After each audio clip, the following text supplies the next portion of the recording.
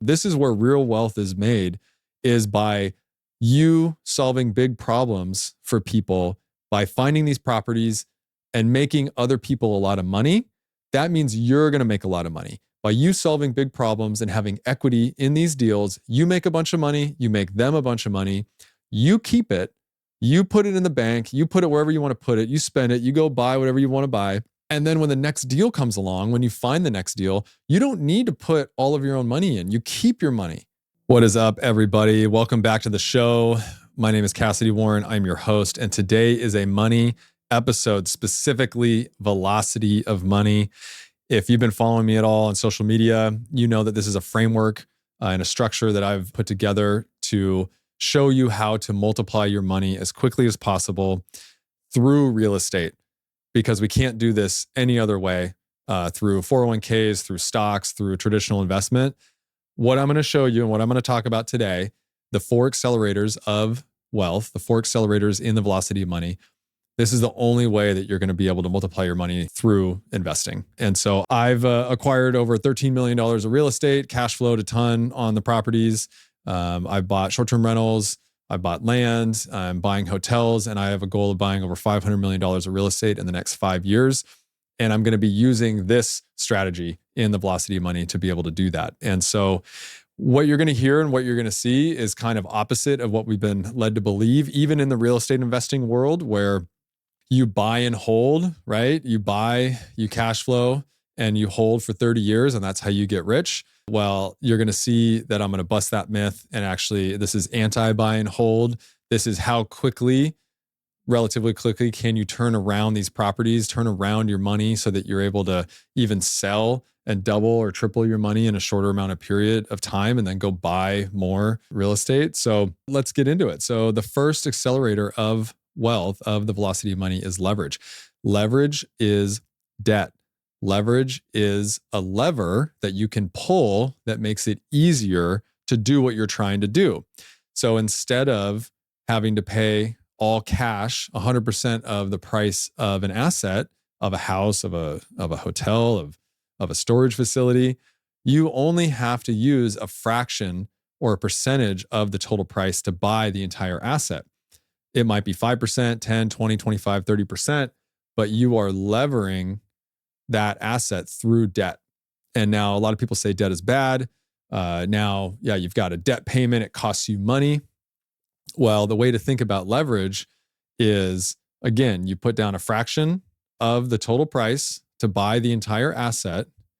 And how much are you willing to pay to make money? So if you know that this property is going to be worth a lot more when you're done with it, yes, you're paying a debt payment, but how much are you willing to pay to make that much more money? And that's all factored into the interest rate and all that sort of stuff. But generally, if it cash flows, then the debt payment isn't a factor in this strategy because we're going to be making improvements. And that's the best way to create wealth. So the other thing about leverage is it's a hedge against inflation. So you have a fixed rate. You should have a fixed rate. You might have an adjustable rate, but you have a fixed rate on the debt. And that means that as you have inflation over the years, your payment stays the same. So your payment effectively decreases because of inflation, and the value of the property generally increases over time. And so having a fixed rate mortgage is actually a good thing when you have an asset that is producing cash flow and that you paid a fraction of a price to buy and is increasing in value. You want debt. You actually want debt, and you don't want to have paid for cash. Okay, so leverage is what starts this whole thing off and is actually the magic that makes everything tie together and adds all the benefits on top of everything. But number 2 is my favorite, because you control the outcome. You have somewhat of a control of the outcome by forcing appreciation. So the second accelerator is forced appreciation. So there's regular appreciation, which is just the house or the asset, the hotel, the storage unit increasing in value over time naturally through inflation, through general market conditions, through gentrification, through neighborhoods improving, through the city bringing in new employers. Your property is going to appreciate over time, typically 3% in your average market. Forced appreciation, this is the magic. Forced appreciation is the magic. This is where on a house, you go and you improve it. You flip it. You add square footage. You improve the bathrooms, the kitchen, and you're adding value to the property. And so this is you forcing appreciation into the property.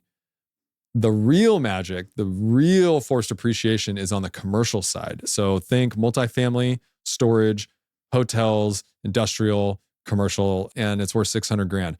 But it cash flows 200 grand a year, 300 grand a year, whatever. I don't care. It can make $1 million a year. That house is still only worth 600 grand because of the other houses around it, because of the neighborhood that it's in, the way that it's lended on, and the people that are buying this property. Just because it's making a lot in cash flow does not mean it's worth any more. It's still worth that 600 grand. On commercial real estate, when you increase the profits of the property, so you make improvements, you make the hotel look nicer, it's got more amenities, you spend a little bit up front, you increase the revenue, so you charge more on a nightly basis, you reduce expenses, and your profits have grown substantially. The value of the property is going to increase 2, 3, 4x, depending on how well you've done and depending on the market. So where the benefits really come together is your leverage and your appreciation. So you only paid, let's say, 20% for the price of the asset, but the total value of the asset doubled. Well, you get the doubling of the total value of the property only on your initial investment. So you only put 20% in. So let's say it's $1 million property. You put 200 grand in and you doubled it through increasing the revenue. So now it's worth 2 million. And so you just gained $1 million on your $200,000 investment. So that's the power of leverage paired with forced appreciation. So the less money you put in up front and the better you do to improve the property and increase the value of the property, the return on your investment is going to be astronomical. So leverage and forced appreciation, those two together are like the king and queen of the real estate world. All right, the third accelerator in the velocity of money is equity or free equity.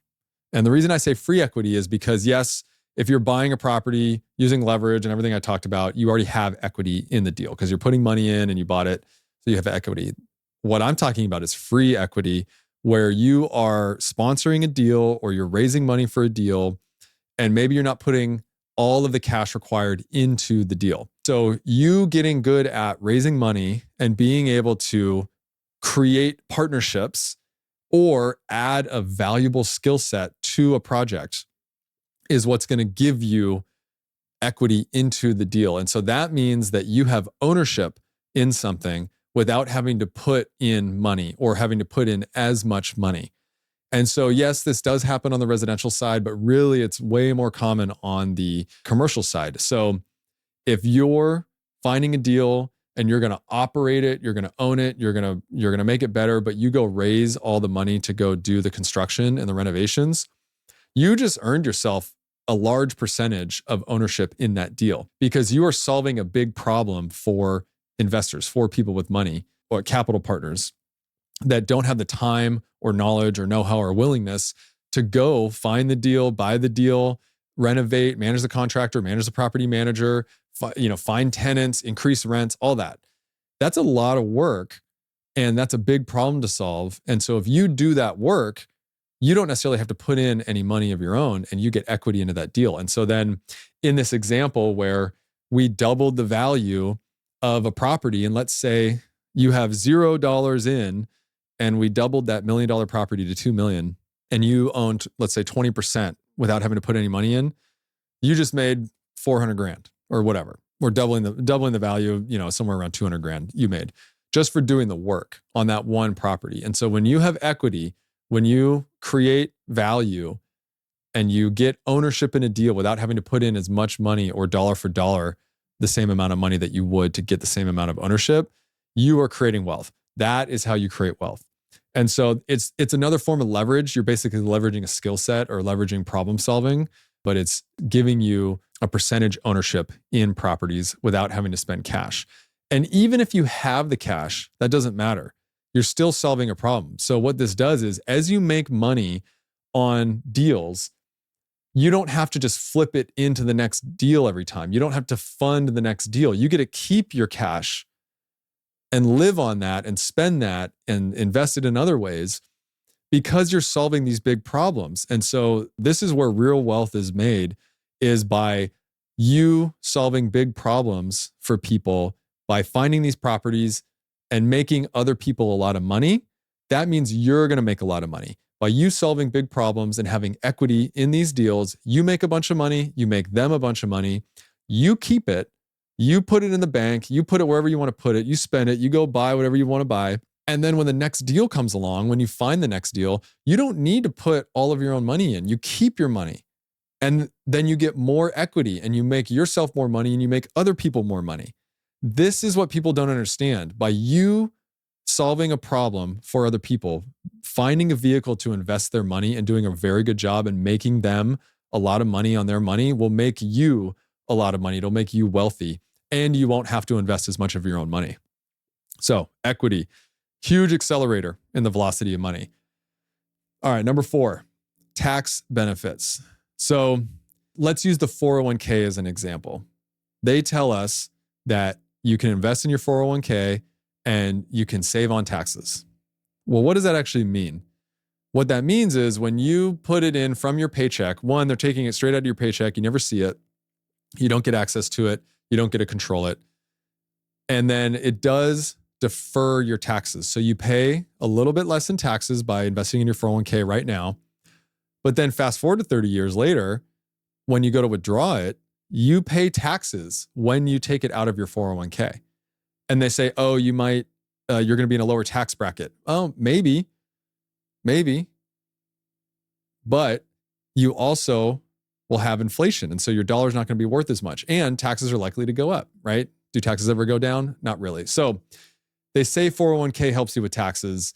It's BS in my opinion. With real estate, there is something called depreciation. And once you listening right now, once you understand what depreciation is and what it does for you, this is like the big secret one, the secret key that nobody knows about.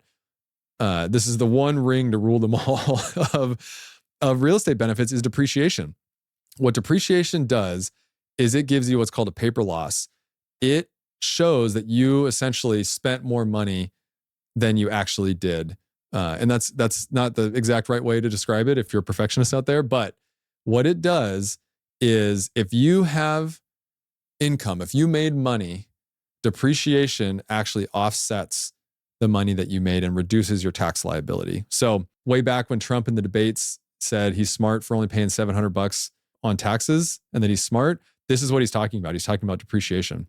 When you buy real estate, the government allows you to write off the majority of that real estate and offset even active income. So if you have a regular job and you buy an Airbnb, there's ways that you can actually eliminate your tax bill or get a refund. And there's different rules that you got to adhere to. But cost segregation studies and depreciation and these tax benefits allow people to truly get wealthy and never pay taxes. So you can make a ton of money and pay little to no taxes every single year, whether you're buying, selling, renovating, rehabbing, all of that. The other tax benefits are you can do a refinance and it's debt and you get to take a bunch of cash out of the deal and refinance, but you actually don't get taxed because it's debt. So the other tax benefit, there's a 1031 exchange.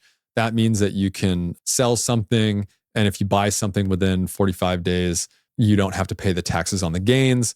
And there's other ways around that, but essentially real estate has a ton of additional tax benefits that are available to everybody as long as you're kind of following the rules that you don't even know about. And you might already be a real estate investor and own property and have not taken advantage of enough of the tax benefits as well. And so essentially by using leverage, forcing appreciation, getting all that equity, and then leveraging cost segregation, depreciation, 1031, and tax deferral strategies, you can become extremely wealthy.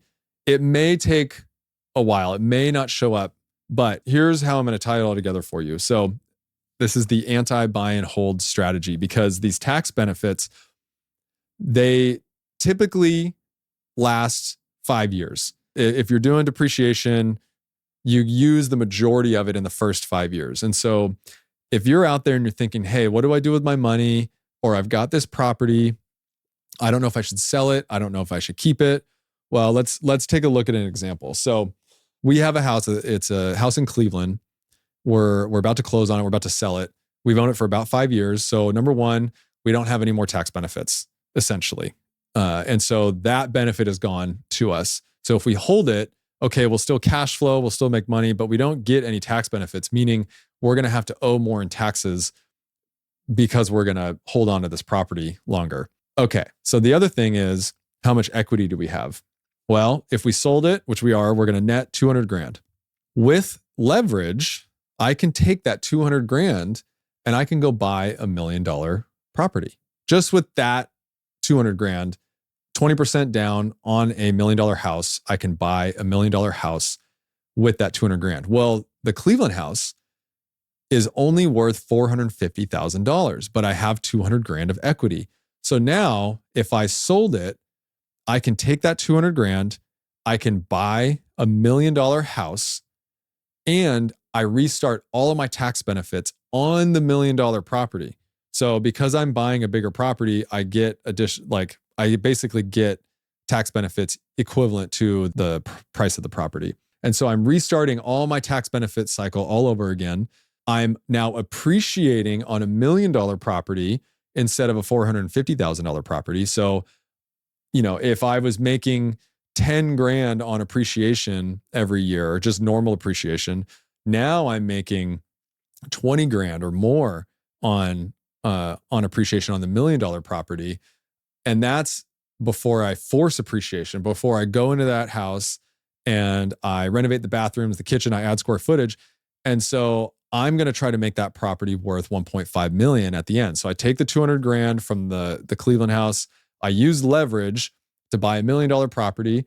I force appreciation to make that worth 1.5 million or more.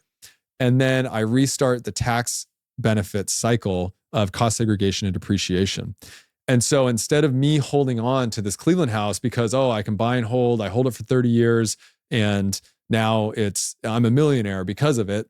Well, now I just took that 200 grand. And if I do what I said I'm going to do, I just added another $500,000 of equity.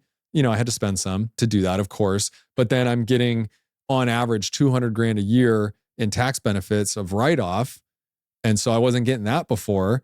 And then generally my cash flow should be the same or greater if I'm buying the right deal. So when they say buy and hold, you really need to look at if it makes sense. And so the trigger for me, this is the thing to remember, the trigger for me is how many years of cash flow can I get if I sell? So if I'm making 30 grand a year cash flow off that property and I sell it and I get 200 grand, let me do the math on that. What is that? 7 years, about 7 years of cash flow. So I can get 7 years of cash flow all at once by selling instead of, I'm cash flowing and I'm paying down the principal over time, but that would take me 7 years. So now I can accelerate the wealth. I can sell. I can take that 200 grand and then I can go buy that $1 million house or invest it in a hotel and I can double or triple my money a lot quicker because of everything that I just described. So that to me is a way better strategy than just buy and hold. But you want to own the property for 5 years, I would say, before you start doing that. So you maximize your tax benefits unless you really, really force appreciation and you really add a ton of value into a property and really make out. Because we want to hold on to these properties. That's like our scarcity mindset, is to hold on to these properties. But in reality, if we let go, we can go buy more. And we can go buy more in the same market. If we like the market that we're in, just sell the one that we just improved, that we made a bunch of money on, and then go buy another one in the same market, but at a higher price, or buy multiple at the same price and use leverage, get the tax benefits. Money is meant to be moved. Money is meant to be moved. These rules are written to be moved, and these incentives are here for you to get wealthy. So this is me telling you, you don't have to buy and hold, especially if you're not making a ton of cash flow. If you can get 5 years, 6 years, 7 years or more of cash flow from selling, my opinion, you should do it, because then you can leverage up and you can make more money, and you'll make a lot more money overall. And you'll get more experience. You'll find other deals. You'll find other opportunities. Go get good at raising money. Go partner on deals.